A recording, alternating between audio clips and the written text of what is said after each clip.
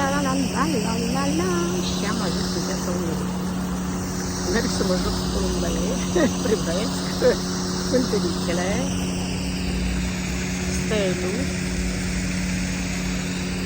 Deci, o atmosferă plăcută, un peisaj foarte frumos.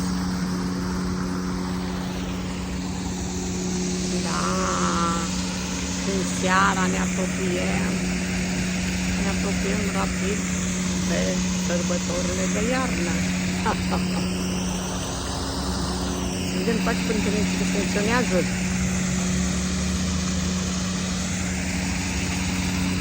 Da, toate funcționează. Toate funcționează. Deci toate funcționează. Celălalt e lângă brad. Se vede așa mai puțin, dar se vede. Aici și lângă mine.